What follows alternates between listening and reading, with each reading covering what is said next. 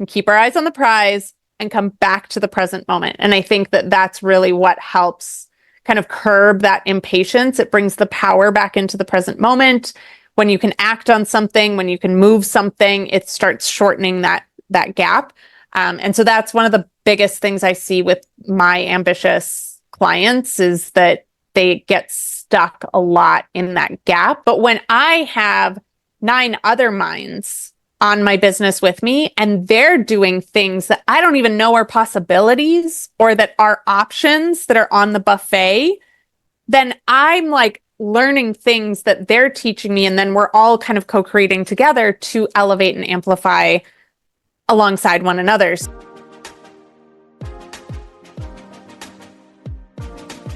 Welcome back to the podcast. We have a special guest interview for you today, my friend Bri Seeley, and you're going to be seeing and hearing so much about Bri because not only is she going to be speaking at the Amplify Your Life Growth Summit with us in September in Bend, I'm going to be over at her event in Tulsa in November, Success Becomes Her. I almost made that into a tongue twister. Welcome, Bri, to the podcast. Hi, so excited to be here. I'm excited to have you, and I'm excited for this conversation. But for those of you that don't know you, I want to, my words, it's the end of the day. I was sharing with Bri that I changed up my schedule this year. So I was only taking appointments on Thursday. This is kind of my last appointment for the day. So my words might sound a little funny, but you know what? We're not editing this out. This is real life. This is how things roll. So what I was about to say is I want to introduce you by just asking some quick questions to get to know you. So tell us a little bit about where you grew up and then where do you live now? I grew up in southern Minnesota in a super small town. The motto of my hometown was the city of cows, colleges, and contentment. Which was very interesting because I always knew that I was meant to be in New York City. So I have lived all over the world. I moved from Minnesota to Italy, to Seattle, to Los Angeles, to Manhattan, and currently reside in Tulsa, Oklahoma, which is a much longer story. But I ended up here during the pandemic, and I'm just really fortunate in that my business has been online since 2015. And so my laptop is my office. And I can live wherever, work wherever, travel wherever, and get to do me, my business, serve my clients from absolutely anywhere. And what is the business that you do? I am the entrepreneur coach. So I help really, really, really ambitious female entrepreneurs defy reality by bringing their most audacious business goals to life.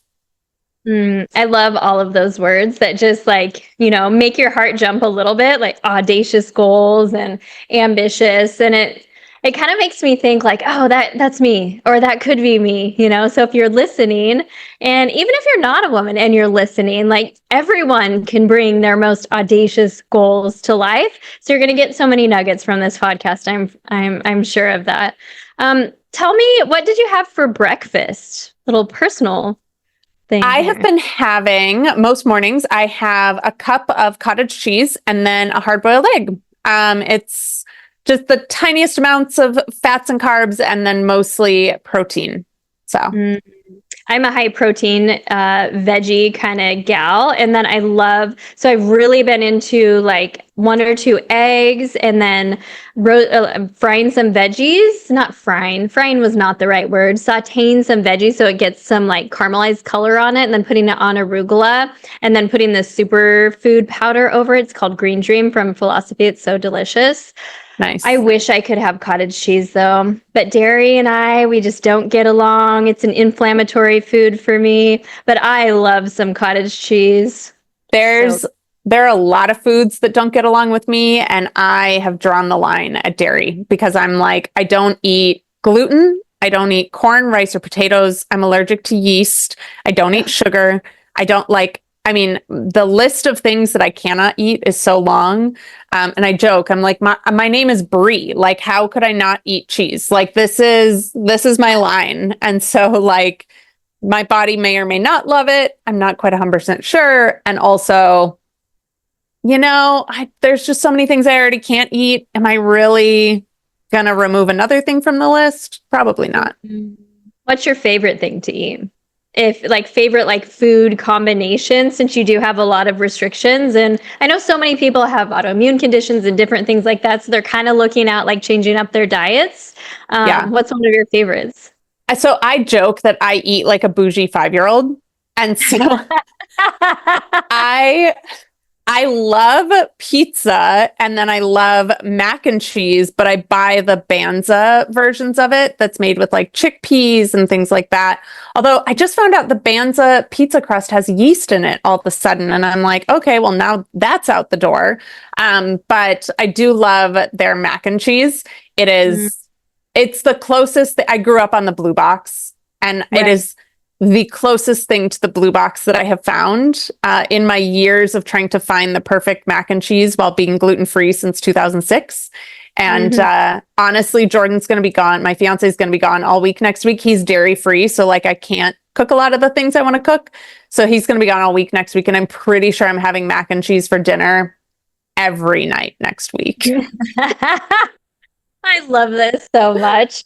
You know what normally happens? There's some really good quality brands that are putting out quality things. And then because they become so popular, you know, they position their brand where they can sell their company and a big brand buys them. And then they change the formula and they don't tell anybody. And so you don't know unless you read the ingredients. That's what happens most of the time. So tricky, those food companies. Yeah, I'll have to look it up and see if it has been sold or not. There's another one that I really love. It's called Siete, and they do a lot of like grain-free Mhm. options and stuff. And like I know that they're family owned, and so like their chips are super good for me and healthy and easy. And like so, yeah, being gluten-free since 2006, I've had to figure out a lot of things.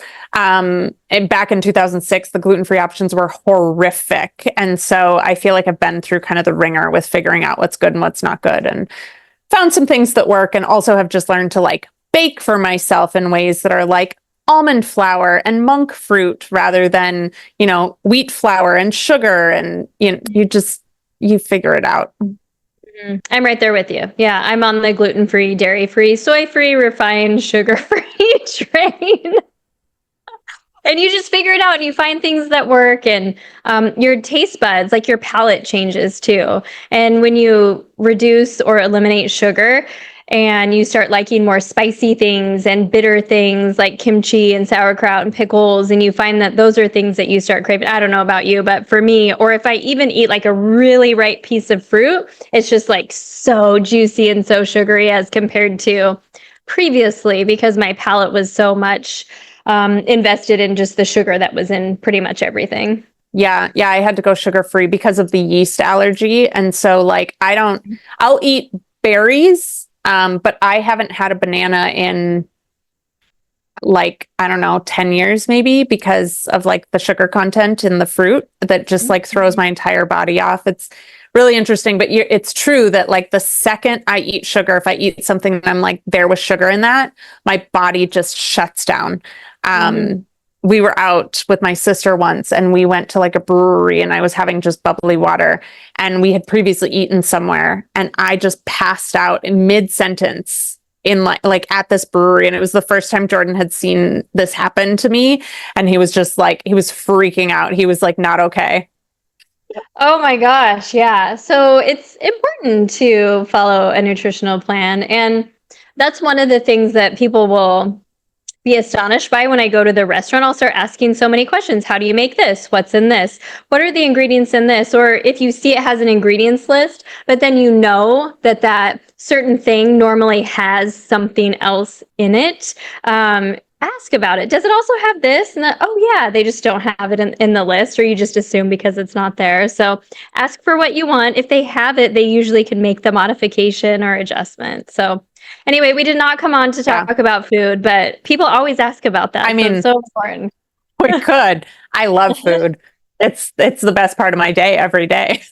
Oh, I love food as well. So actually, prior to this, I needed to take a little break from working because Thursday is an appointment day for me. So I was chopping up some vegetables for dinner, and I'm just so excited about what I'm gonna have, I and love it. like getting it ready. But let's go back to you. So one of the questions I'm always interested in, could you share with us a book that you're really into right now, or a book that you think should be on everybody's bookshelf or in everybody's library. And you can give us a couple if you have a couple. Yeah, I'm currently reading Becoming Supernatural by Joe Dispenza. I have studied under him for a long time. I've known about him since 2012, and I went to one of his retreats last year, and just has been really transformative work for me. And so I'm actually rereading it right now with two girlfriends. We have book club tomorrow morning. And then as I was reading it, I invited my partner to read it with me. And so he has been reading it, just like little sections of it aloud to me. Like every night he makes me tea, and then we sit on the couch and he reads like little sections of it aloud. And so not only has it been a transformative book for me, but obviously it's fun in that like now I get to do it with two girlfriends and then also with my partner, and like really incorporate more of a meditative practice into our lives as a couple rather than just my life. And so it's a fantastic book. It's really brought a lot of like change and growth and momentum to my life, and just the way that he breaks down quantum theory and expansion and, things like that I really love. A book you and I have talked about a lot that's more of a business book is 10X is Easier Than 2X. Have read that book several times and implemented the things in that into my life and business. Which led me to killing all of my revenue streams last year. But then also in killing all of my revenue streams, had my first 6-figure launch. So that book has also really helped me kind of like redefine and see business in a different way. Not to quote the theme for Success Becomes Me, but like working smarter rather than working harder.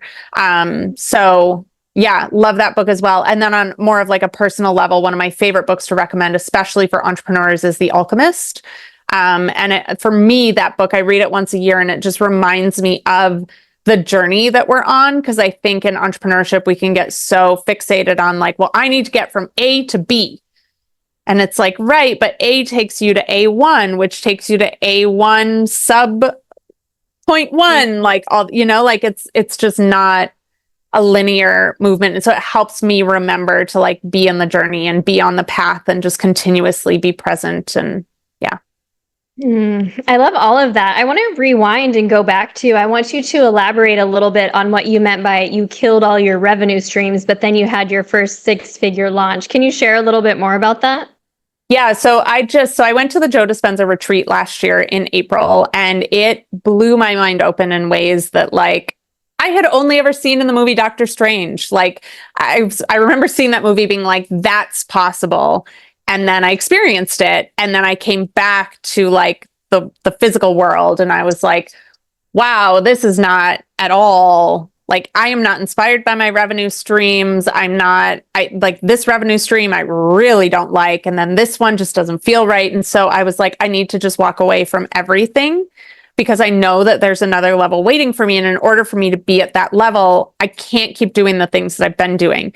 So that last summer, I invested in a mastermind for myself. I kind of worked through like what this new level is for me, what it means, what I'm talking about, who I am in that, redefined kind of like my vision, my goals for my business, myself, and then realized that I wanted to host like a longer container and launch a mastermind for my women. And so I made 3 sales actually before I even announced that it was available to the public. And I filled the container and did $100,000 in sales in like 60 days. And launch something that truly feels aligned to me.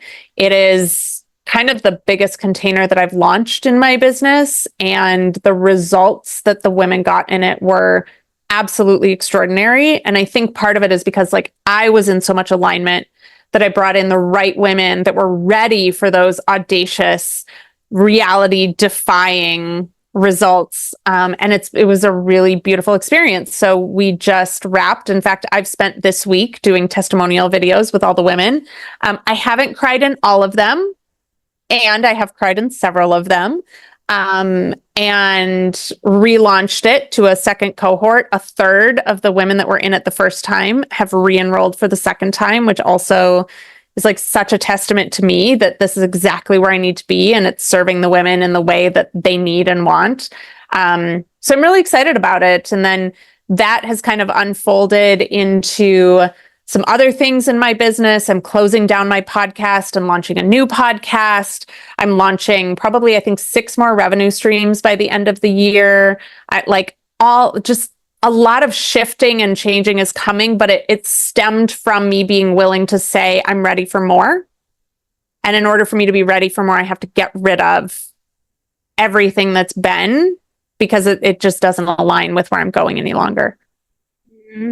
That's so powerful. One of the beliefs that we have in our company, and one of the beliefs that the Amplify Your Life Growth Summit is built on is, and who's going to be in the room, are those people that have reached a level of success. And it's the number one thing that holds us back from our next level of success. However, we're defining success. Maybe that's personal success, relationship, health, business, career success, whatever it is, family success, is the number one thing that holds us back is our current level of success. And so if we can relook at our current level of success, and I believe this is kind of what you're going to be sharing with us at the conference, is how can we look at where we're at right now and reevaluate, which doesn't mean that you have to burn it all down like what you were talking about. But in some cases, yes. But what are those things that you really looked at to make sure that you were in alignment? Because I 100% agree, whether you are an entrepreneur or whether you are a corporate leader working for a company, if you're not in alignment with how you're showing up and how you are authentically as a person, it's going to feel like you're always pushing, you're always enduring, you're always striving, versus if you get into alignment. What are a few of those things that you really did, or you asked yourself, or some tips you can give us around that? I mean, a huge part of it was meditation. And for me, a lot of my insights about next steps come through meditation. And part of the reason they come from meditation is because that is a place where we can access more than our current reality. And so, like, if we're just showing up and we're seeing, like, okay, this is what's available to me, then we're responding to the world around us. If we can tap into the infinite unknown and really access the unlimited possibilities that exist in that space, then we can create from a completely different plane. So a lot of it, honestly, was I was sitting in meditation for 7 days, and the universe gave me a few swift, slaps upside the head and was like, there's more available to you. So I mean, I think that was a big part of it. And whether someone's into meditation or not, I truly believe that silence is a key ingredient in success. Because again, if we're listening to all the things out here, then we're responding or we're reacting, right? And if we're truly creating, we have to come from that void space within us and really ask ourselves, like, what feels best for me right now? Versus, I had someone a few months ago be like, I understand that your container is 6 months, but you really should think about having a 3-month container. And if I was someone who reacted to the world outside of me, right? Instead, I was able to be like, thank you so much for your feedback. I had a 3-month container. It didn't actually have enough capacity in it to help the women in 90 days create the levels that they were looking to create. And so I let it go. It's not aligned with where I'm going and the level that my clients aspire to get to during our work together. And so I think it's just really important that when we're in congruence with ourselves, which comes from silence, it comes from tuning inwards rather than looking outwards. So silence has been a huge element of my practice since 2015. Yeah. And what I hear you saying is just as a leader, as an entrepreneur, it's so important to check in with ourselves and create that space to think. Yep. So often we're in doing and going mode and proving and success and KPIs and sales and numbers and teams and hiring, that we forget just to create that space for the clarity. And that's really what I hear you saying. Now, how would you relate getting into the room? How does that play into it? So, for example, you got into the room with Joe Dispenza.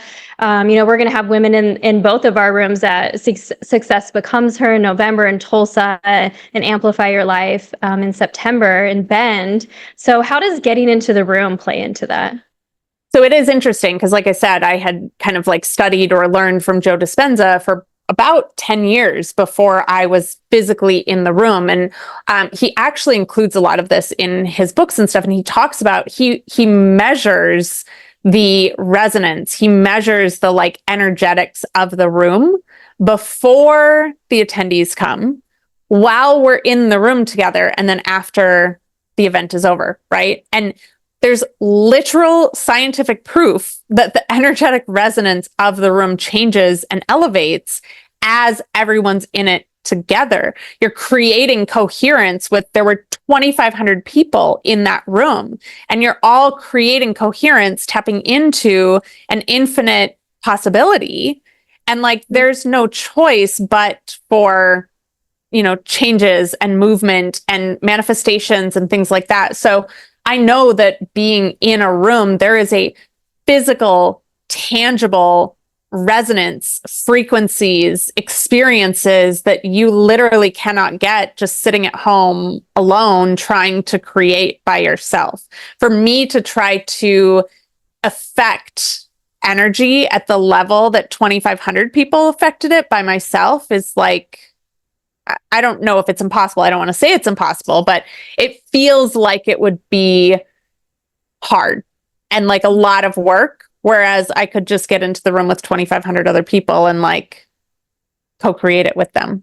Mm-hmm. Or even 50 or 100 or 200 or 500, Yep.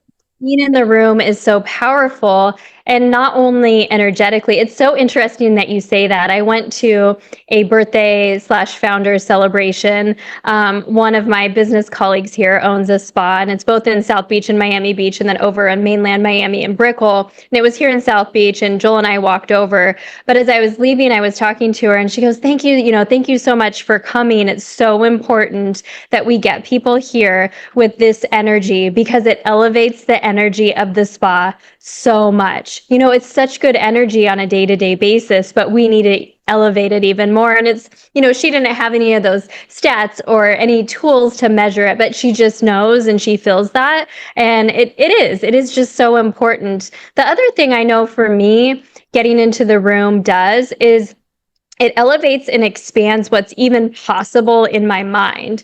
Like sometimes the thought that I get that I feel like is elevated or that I feel like is amplified to the next level gets amplified like 100 times over, or the idea gets brought up so much more, and the energy inside of me knowing that it's possible gets amplified so much more because of the people that I'm around. Yep. One of the things that Joel and I are doing this year at the conference, if people attend with their significant other, they can join us after the conference on Saturday night for a couples experience. And we created that because we kept hearing, I don't want to outgrow my significant other. And the whole idea was Joel and I have purposely put ourselves in rooms around other growth-minded couples that want to grow, want to have vulnerable conversations, talk about those things that you don't talk about as couples. So as a couple, we could grow and expand together. And it's just so, so powerful. So getting in the room actually gets you to embody what is possible that you never even knew was even available. And I love that you're talking about that. Well, and so what's interesting is, so the way that Success Becomes Me is set up is on Friday, it's the conference, right? So it's 200 people in a conference setting, beautiful venue, whatever. Saturday is what we're calling our inner circle. And then that's where, similar to kind of what you just mentioned, is like, it's only 50 women. It's very intimate. It's a much smaller room. There's only going to be, 6 tables in it. And it's going to be much more like round table discussions and workshops, because again, like I can have the best ideas from meditation, sitting alone in my shed, like working on my stuff, talking to my assistant, whatever. But when I have 9 other minds on my business with me, and they're doing things that I don't even know are possibilities or that are options that are on the buffet, then I'm like learning things that they're teaching me. And then we're all kind of co-creating together to elevate and amplify alongside one another. So I am firmly with you in that, like, yes, it's super powerful to like be in the room. And yes, there were 2,500 people there. So I didn't get a lot of like kind of like one-on-one stuff or like small group Mhm. stuff. And so I think it's really interesting that both of us are being led to add on this more like in-depth, intimate experience in addition to the like in the room stuff. Hmm.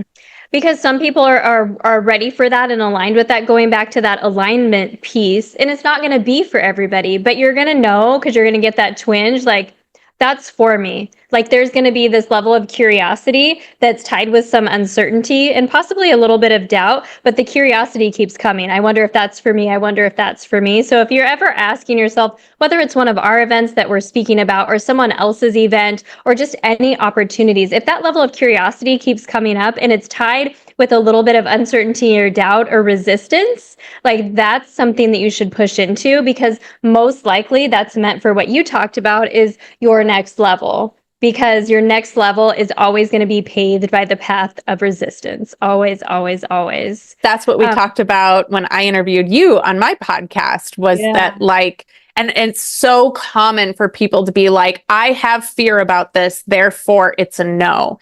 And I'm sure similarly to you, like I have retrained myself to know that if there is a certain level of fear present, it's actually a yes for me because that's how it feels when I'm getting ready to expand my container into like bigger possibilities for myself. My no feels very different. It feels very much like that's not for me, like that doesn't feel aligned, it doesn't resonate. But when there's that little level of like little vibration that's almost like butterflies in your stomach or like a little bit of like nervousness, anxiety, fear, things like that or how is it going to get me what I want? Is it going to take me to where I want to go? Is it going to be blah, blah, blah, blah, blah? Like I know the second my mind starts going down those like monkey mind tracks that it's going that way because it's trying to keep me from that next level container expansion. So powerful. So, what do you see in working with people specifically? Like, what trend do you see? What's the biggest thing that limits them or holds them back? Well, in working with really, really, really ambitious women, I see that the gap often between where they are and where they want to be can feel so insurmountable that Mhm. they just face a lot of doubt around whether or not it's possible for them. And then potentially they may have people around them that are like, are you crazy? You can't do that thing. Like, who do you think you are? Or like the gap between those 2 points in time just feels so big for so many people that it can just feel like there's then it's just so much doubt and like you said so much resistance and so much like is it even possible, can I get there, and then you'll get over a hump and be like okay, all right, I'm gonna go for it, I can do it, and then comes the impatience of like, well, why am I not there yet? Well, why am I not there yet? I want to be there. Why am I not there yet? Why am I still here? Like, what is going on? Why is this gap here?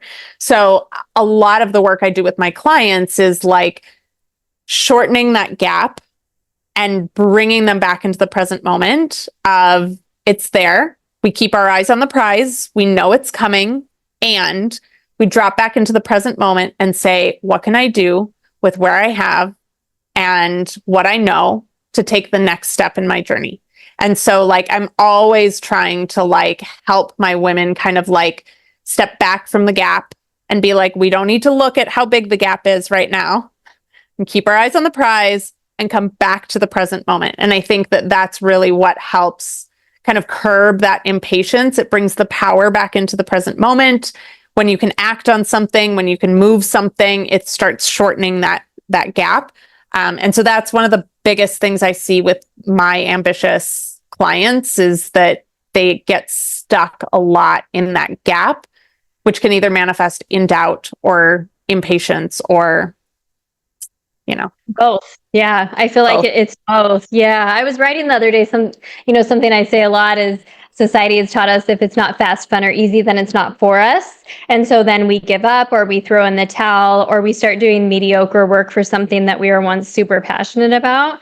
And that's really not, we lose our sense of aliveness. It's like the overwhelming feeling is discouragement these days. So nothing's wrong and nothing's right. And we're going through the motions, but we don't have that aliveness. We're feeling discouraged. And I love what you're talking about guiding people to come back to the present moment, to think about that compelling vision, to embody it, to know that you can do it, to get excited about it, but then come back to today. And it's like, okay, so how do I show up today as the person that I know I need to be for that? And what are the steps that I can enjoy today and do today? Because so much of our life, if like what you're talking about is we're just focused on the future, we just miss out on today.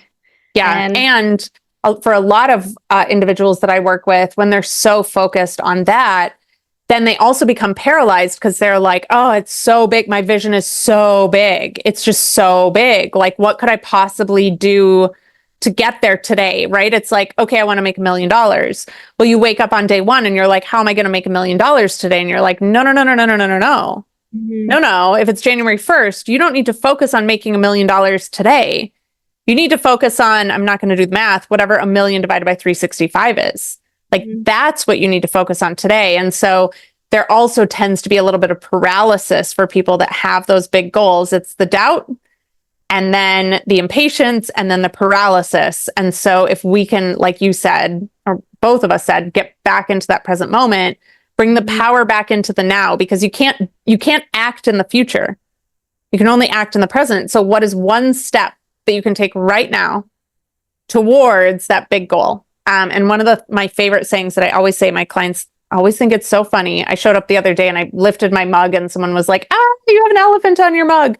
I always ask everyone, how do you eat an elephant? Like, we see the elephant, so we know that's the big vision. But if you tried to eat the entire elephant in one bite, you would die. So we need to focus, like, what is one bite you can take of that elephant and then combined with the bite tomorrow, and a bite the next day, and a bite the next day. And when you compound all of those bites together, you'll look back over the course of a year and be like, I ate an elephant, but it didn't happen in just one day. And I think that, again, that gap just like messes with our minds so much. And it is a constant practice to be like, okay, where am I at today? What am I doing today? I love that. It's always the small, seemingly insignificant steps that you're taking each and every day consistently that lead to the big reward, that lead to the fruit at the end, and the seeds that you're sowing today. I can't remember if it was in 10X is Easier Than 2X, the book that you recommended by Dr. Benjamin Hardy, but he talks about a way to stay in the present, and that's celebrating your wins at the end of every day, writing something you're grateful for, writing down your wins. And sometimes the win is being able to reframe a thought pattern of doubt or fear and getting back on track and finishing and completing your needle moving task, your 20% for the day. And that's the win, and so it's not always going to be the biggest sale or getting the book deal or hiring the right person or getting the promotion. Yeah, those are all wins too. But what about the small, seemingly insignificant wins throughout the day? Well, and let's be honest, on the entrepreneurial journey, there are days when getting out of bed is the win. Like I've had so many of those days in 17 years. Like, I've been an entrepreneur for 17 years. Like, it's a lot of days. And there are some days where simply getting out of bed is the win. And I think that win is just as important to celebrate as all of the other big wins. Because if you don't get out of bed one day, you might not get the book deal. And so it's so important to just recognize when you keep showing up, especially on the hard days, and you just keep showing up and saying, I don't know the pathway, but I'm still going to show up today. As you're thinking about realigning your businesses and everything this year, what's something around your leadership that you're really focused on working on this year? I'll say one of the things that I have struggled with in my business is this idea of like, I have these goals and then I'm like, but how are they going to happen? And I will say that this is one of the most common struggles of my people as well, is like, cool, I have this goal, but how am I going to get there? And, I've fallen into that trap so many times in 17 years. And I feel like I just hit a massive breakthrough in it in the last few months. And it's around the fact, like, I have had also these like peaks and valleys of like sales. Like I'll do $100,000 in sales and then not sell anything for 90 days. And so I really had to kind of sit with myself and be like, what is going on? Like, what is this pattern that I keep repeating? And so I identified for myself, I was like, oh, I actually don't have the infrastructure. Like I didn't actually have anything to sell in those 90 days. And so of course, I didn't sell anything in those 90 days. And I've just had this big epiphany around if you're not making offers, like the amount of offers you make are what determine the amount of sales you make, which is what determines the cash in the door. And I don't know if I'm like literally not told this in 17 years, or if people just didn't say it in a language that I understood. But I have recently started tracking my offers and tracking like, who am I inviting into working with me? What proposals am I putting out? What pitches am I making? What does that look like? And just this month alone, so it's the 25th of the month, on the 18th of this month, I not only doubled my average cash in the door, I doubled it plus some cash in the door. I'm like, by the end of the month, pretty close to tripling the cash in the door this month than other months. And, I'm really proud of myself because like I mentioned, there have been so many days when I should have quit in the last 17 years. And I've just kept going. And I'm proud of leading myself to this place to be able to see this and realize like, oh, there's nothing wrong with me. I just need to reassess my offers. I need to reassess my infrastructure. I need literally the nuts and bolts of my business are not set up to help me achieve the goals that I want to achieve. Therefore, I need to continue redesigning some things and add in some more offers and launch a different new podcast and do this and this and this and this and this. And so I'm particularly proud of my leadership of myself to get to this point and to keep going and to be solving the problems I need to solve to hit the goals that I have in my business as well. What do you do on those days where you just don't feel like it? I give myself permission to not feel like it, first and foremost, which usually involves me sitting on my couch reading a fiction book. Gasp. I know you're like, what? Not nonfiction? And with a cup of tea. And, if my cat will come cuddle with me, great. And I give myself a set period of time. And then I say, okay, what would make me feel really good to show up today? And so things like, is it a change of scenery? Do I need to go work at a coffee shop today? Would that make me feel like I want to show up? Would it be, taking a walk around the block to get my energy up? Would it be calling a girlfriend? Like, what do I need? I give myself permission to feel it. And then what do I need to move out of it? I feel like if we deny ourselves that first step, it will just keep lingering. So I give myself permission to not want to do it, but I give myself a time limit on that. And then what do I need to shift my energy? Mm-hmm. How long did it take you to build that muscle of doing it even when you don't feel like it? A long time. Probably longer than I want to admit. I remember like when I lived in LA, I can remember there was this stretch of time that I just was like, I don't want to show up. I don't want to show up. Just persistent stretch of time. And I didn't show up. I laid on the couch and I remember putting my laptop up and just watching and binge watching some show days on end. And, again, like super proud of myself for continuing to show up and be like, okay, girl, you can have your moments where you don't want to, like normal, completely normal. And then what are we doing on the other side of that? Mm-hmm, mm-hmm. Yeah, I think about too the listeners that are like, well, that's great for you because you work for yourself, but I have to go to my 9 to 5 job and I'm in a corporate setting. And I know for me with my 16 years of corporate, there were days when I didn't want to show up. And similar to you, something that I would do is I would try to set the intention to do something different, to discover something a little bit different, to have fun, to ask for help, to be okay that I wasn't going to be the dynamic leader that was out supporting my team, ensuring that the client experience was amazing, that maybe I was going to let them know that I was going to be taking an hour and I, don't interrupt me. And that's okay. And that's okay to do sometimes, for asking for what you need, or even just showing up and not being so damn serious all the time. We're so focused on hitting the KPI or the number or leading our team in a certain way. What if it's like, you know what? I'm coming in and I'm bringing donuts and we are celebrating. Well, what are we celebrating? We're celebrating being a team. Maybe we haven't hit anything. And maybe by you changing that energy with the people around you, then your energy shifts too. Because when Yeah. you give, then you give back just like automatically to your energy. And I remember doing that many times when it was like, oh, I just don't feel like showing up. It's like, okay, well, how can we, and basically what you talked about, giving yourself the space and capacity to shift your energy and being okay with not doing it exactly like you do it every single day and so stodgy and so serious and so mundane and routine. Yep. I think one of my important moments I've had this experience a few times, it is really important though to notice, like, so if you have a day here or a day there or a day there, right? Like, okay, cool. But if it's day after day after day after day after day after day of you not wanting to show up, that to me has become a sign that I have to make a change.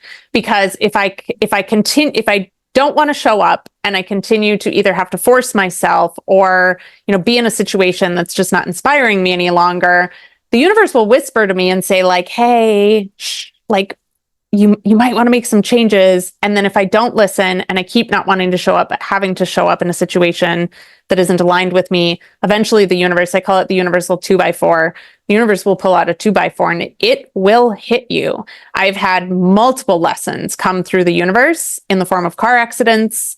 I've thrown my back out in so many times in so many ridiculous ways at such young ages. When I would have been 36, I was putting on a pair of yoga pants and I threw my back out. I'm like, that's not something that should be happening to like a 36-year-old on a regular basis, right? Like those to me, those little whispers are signs that if you don't want to be showing up consistently, it is time to have a true talk with yourself. And kind of like we were talking about at the conference, is this still aligned with your definition of success? What are you willing to do about it? What changes do you need to make?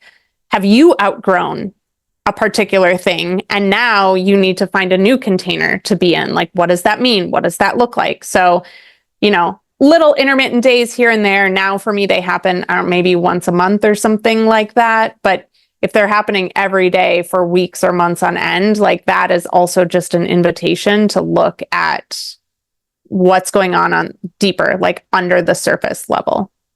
I love that. Yeah, the podcast right before this, we interviewed Aisha Marshall, who will also be at the Amplify Your Life Growth Summit in Bend in September. And she talks all about your butterfly season.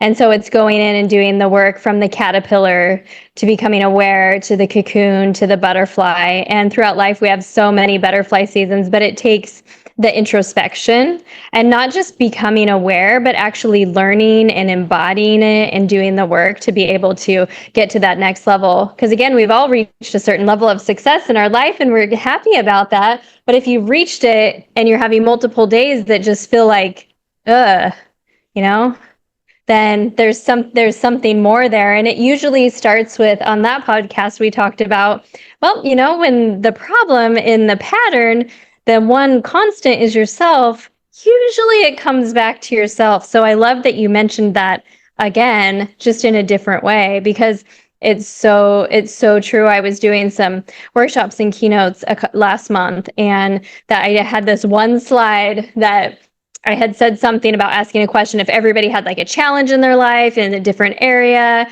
And then I have a slide where a guy is doing like a mic drop moment, and underneath it says, well, the answer is you. Like, you're the problem. Like the Taylor Swift song, right? Mm-hmm.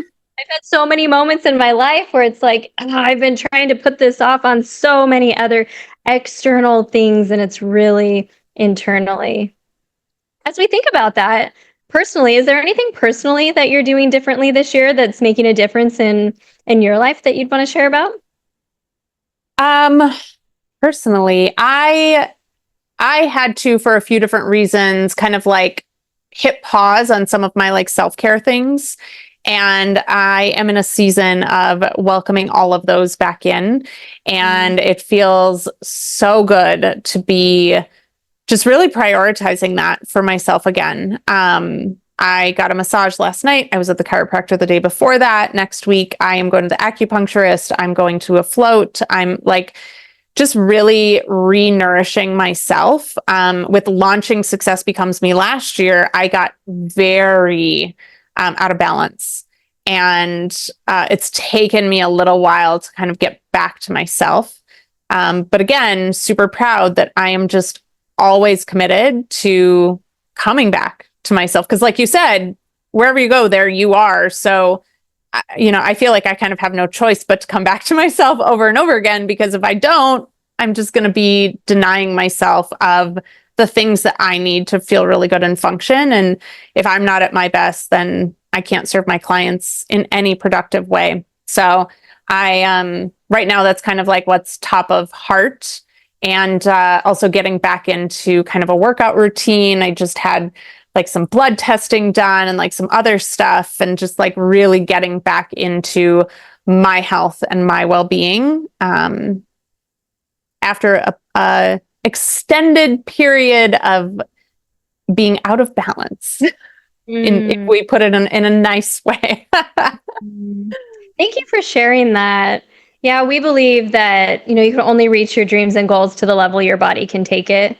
And I 100% wholeheartedly believe that. And it's for everyone. We can have the most self-awareness. We can have the right systems and the disciplines. We can get the right promotion and hire the right team members. But if we're not taking care of ourselves, we're just not going to reach that level that we need to reach, because we won't have the clarity, we won't have the stamina, we won't have the energy, we won't have the confidence in order to do it. So thank you for sharing that so vulnerably. So tell us more about Success Becomes Me in Tulsa. When is it? What can we expect from, you told us about that intimate day after, but what about just the main event? What can we expect from it?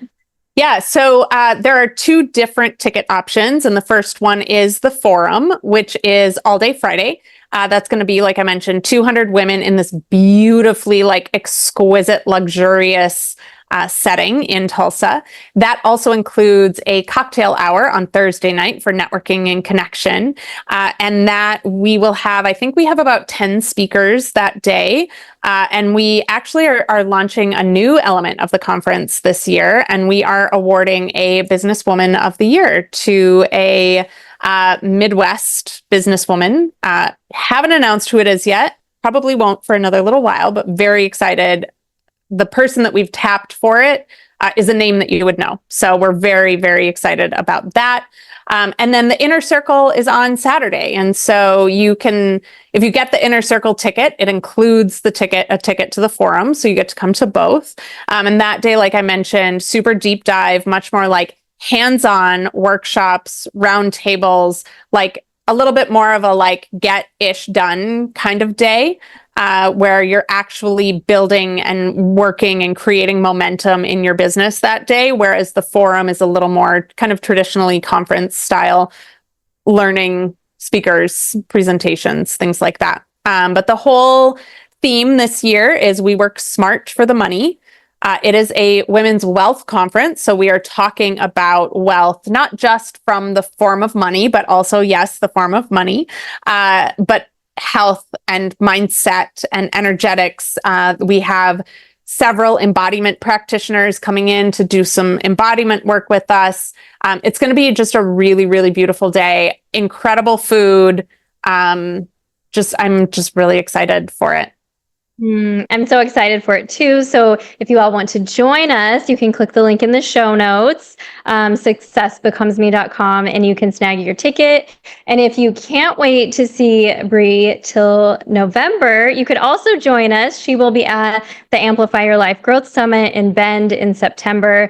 That link is in the show notes as well, with a little coupon code under there too. So grab that to save a little bit on your ticket. Yeah. So my last question, I guess I want to ask you is, in a roundabout way, we've been talking about making deposits into ourselves, making investments into ourselves, whether that be taking extra time, self-care, getting in the room, reading books, listening to podcasts, doing book club. What is one of the best investments that you've made in yourself, and how did that change your life, your business, or offer some growth or breakthrough for you? I have been very lucky in that my mom really encouraged me to have standards in my life and to not settle or compromise or accept less. And this may sound funny, but I think one of the best investments that I've made in myself was being single for 12 years. It taught me so much, on a personal level, on a business level, on a patience level. It was not easy. I can't tell you how many times I cried, how many times I screamed, how many times I swore. Like, it was not necessarily an easy path, but it kind of forced me to show up for myself in a way that I don't know if I would have if I hadn't have been single. And then it also then reflected in the partner that I called in, showing up for me at a similar level. I did date during those 12 years, and I actually have had several friends be like, you need to write a book, girl, like, about all the experiences that I had while dating, and just, how many reflections I had that I called in, that, like, I was not prioritizing myself, my needs, or my well-being. And so I think that those 12 years of just being with me and figuring me out and my needs, and also learning how to effectively running a business during that time, it's the best investment I think I've ever made in myself. And I don't know if I fully conceptualized it in that way until this moment, until you asked that question. Cause, like, I heard the answer come up and I was like, that's a weird answer. Is that really, that's the answer we're going with? Like, all right. But, like, as I've talked it through as well, it makes so much sense that those 12 years were really invested well. Yeah, and you. One of the things that immediately came to mind when you said that, and thank you so much for sharing that. And I'll be waiting for Bri's dating escapade book 101, whatever we're calling it. It actually had a name. It was called The Wearable Man.